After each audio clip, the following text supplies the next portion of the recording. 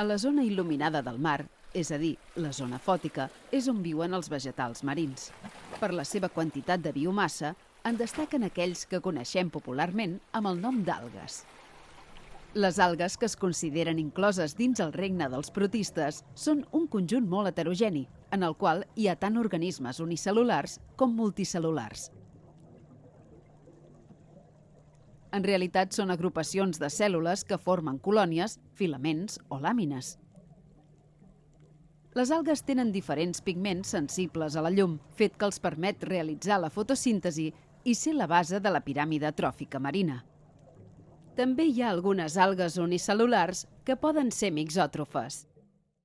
En funció de la intensitat de llum, trobarem unes espècies o unes altres, però la quantitat d'algues sol disminuir amb la fondària. En aigües netes, a uns 70 o 80 metres, encara s'hi poden veure algues, però més enllà desapareixen completament.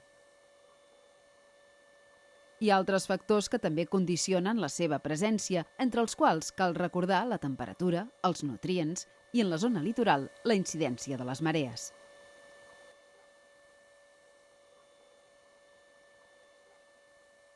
Les dimensions de les algues són molt variables. En el cas de les unicel·lulars, trobem des d'algues que mesuren centèsimes de mil·límetre fins al cas de la setabulària, una alga del nostre litoral que es reconeix fàcilment per la seva forma de bolet i que mesura uns 8 centímetres. Malgrat tot, és un organisme format per una sola cèl·lula.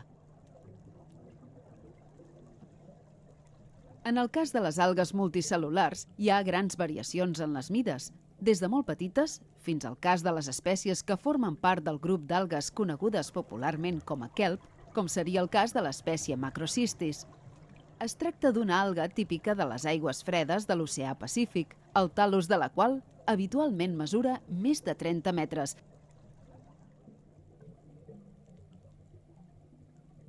Encara que algunes algues siguin de grans dimensions, les seves cèl·lules no formen veritables teixits ni estructures vasculars que porten els nutrients d'un lloc a un altre de l'organisme.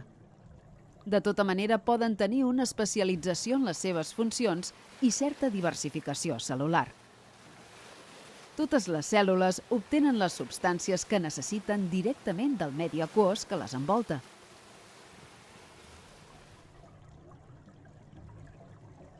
A diferència de les plantes superiors, en les algues no hi ha ni arrels, ni tiges, ni fulles, però sí que poden tenir uns rizoides que els permeten fixar-se al fons, uns cauloides, que són uns eixos similars a tiges, i unes estructures laminars, semblants a fulles, que són els filoides.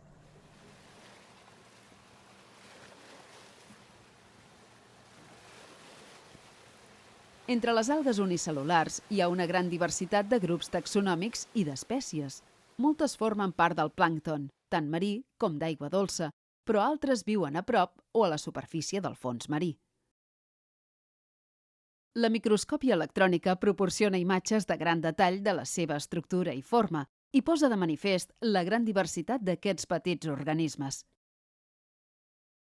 En molts casos, aquestes algues microscòpiques tenen una paret cel·lular on hi ha estructures sòlides. En unes espècies s'acumulen petites estructures de carbonat de calci, en altres hi ha plaques rígides de cel·lulosa o bé tenen una mena de càpsula o estoig de sílice que les envolta, anomenat frústul. Tot i les dimensions tan petites, la seva densitat en el plàncton marí és molt alta.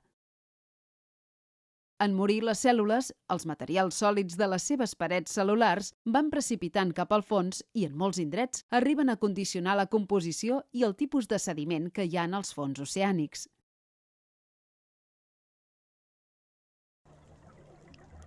Dins el grup de les algues es consideren 3 grans subgrups d'algues multicel·lulars. Es diferencien entre ells pel tipus de clorofil·la i per altres pigments amb els quals fan la fotosíntesi, a més de per la presència d'altres substàncies de l'interior de la cèl·lula o bé per la paret cel·lular. Aquests grups són els dels cloròfits o algues verdes, els feòfits o algues brunes i els rodòfits o algues vermelles.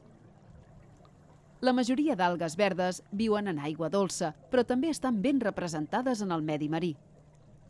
El grup inclou tant algues unicel·lulars com colonials i altres que formen filaments o làmines. Tenen un color verd viu a causa de la presència de clorofiles A i B, però tenen a més altres pigments complementaris, com ara carotens i algunes xantofiles, que els serveixen també per protegir-se de l'excés de radiació solar. Les cèl·lules fan servir el midó com a substància de reserva. En les algues brunes no hi ha formes unicel·lulars. Les estructures més senzilles són les filamentoses ramificades. Dins d'aquest grup s'inclouen les algues més grans. En aquestes algues, el color verd de les clorofiles A i C queda emmascarat per altres pigments, com ara els carotens i les xantofiles, una de les quals, la fucoxantina, és la que dona el color bru característic d'aquestes algues. A les parets cel·lulars hi ha alginats, unes substàncies que industrialment es poden treure d'algunes espècies d'algues i que es fan servir com a material espessidor en molts productes industrials.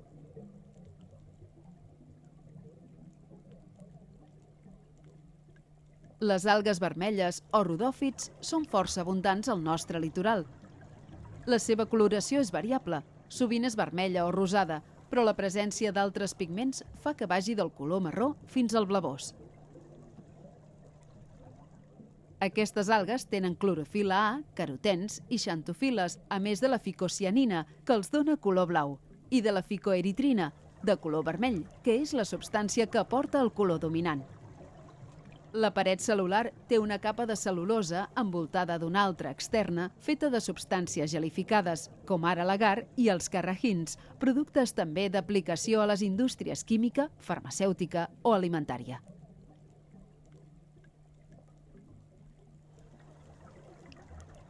Hi ha espècies que tenen incrustacions de carbonats, sobretot de calci i de magnesi.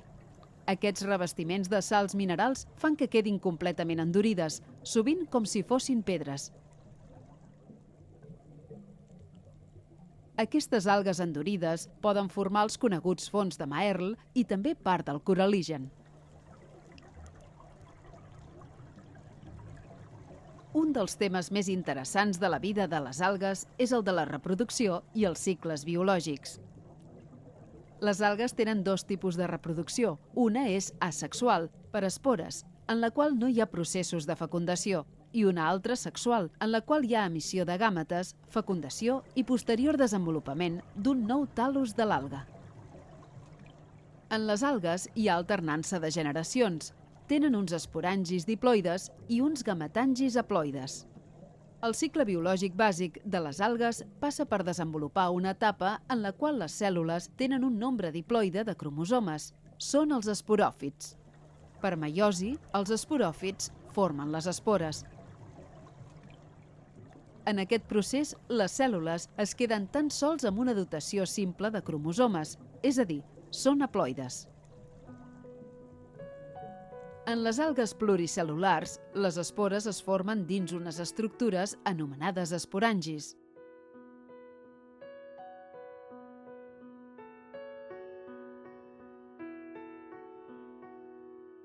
En les algues vermelles es pot veure que les espores procedents de la meiosi queden en grups de 4 dins els esporangis. Per això se les anomena tetràspores.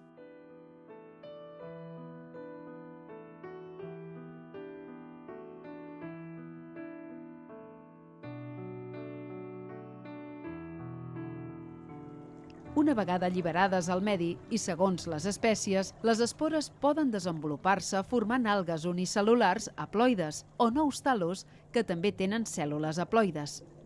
Aquestes algues unicel·lulars i els tal·lus haploides són els gametòfits, que produiran les cèl·lules reproductores o gàmetes. Hi ha dos tipus de gametòfits, els masculins, que formaran els espermacis, i els femenins, on s'originaran els oogonis o gàmetes femenins. En aquesta alga, els gametangis són unes estructures similars a pèls de color verd que hi ha al voltant de les làmines arrodonides del tal·lus de l'alga.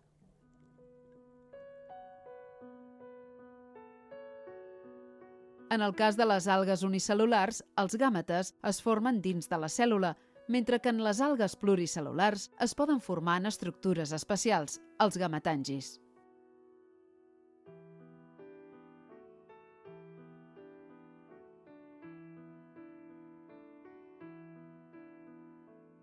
En aquestes imatges es pot veure com un oogoni està emetent una prolongació, la tricògina, que té com a funció captar la cèl·lula masculina per tal de facilitar la fecundació.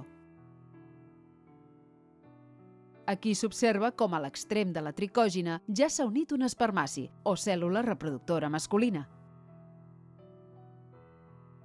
Després de la fecundació, es produeix el zigot, que té una doble dotació cromosòmica, és a dir, és diploide.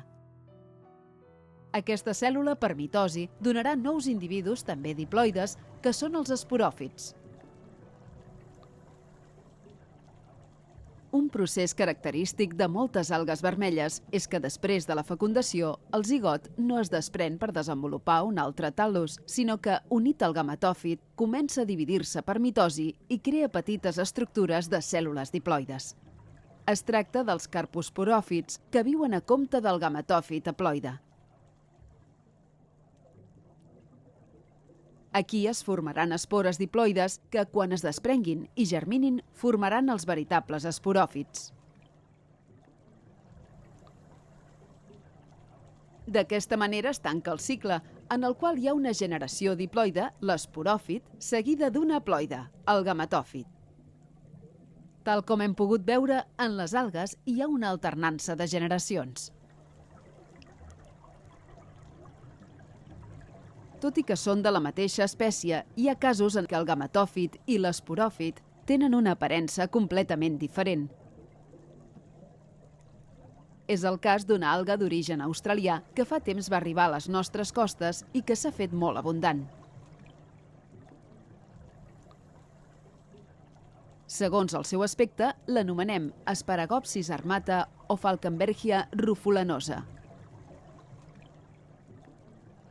Durant molt de temps s'havia pensat que les dues eren espècies diferents, fins que s'ha vist que l'Asparagopsis és el gametòfit i la Falkenbergia és l'esporòfit d'una mateixa alga.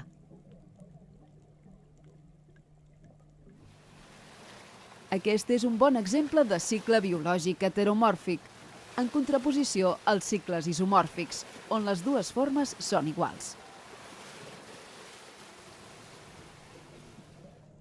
A part de les espores, les algues tenen altres maneres de reproduir-se asexualment, com ara mitjançant despreniments de fragments del vegetal o per propàguls, que són unes ramificacions especialitzades que es poden separar de l'individu mare i originar nous individus. En aquestes imatges es poden veure dos filaments amb nombrosos propàguls de forma triangular. Aquí, un d'ells està desenvolupant nous filaments que acabaran formant una altra alga sobre el substrat. Massa sovint les algues passen completament desapercebudes als ulls de la gent, que ignora el paper tan important que tenen en el funcionament de l'ecosistema marí.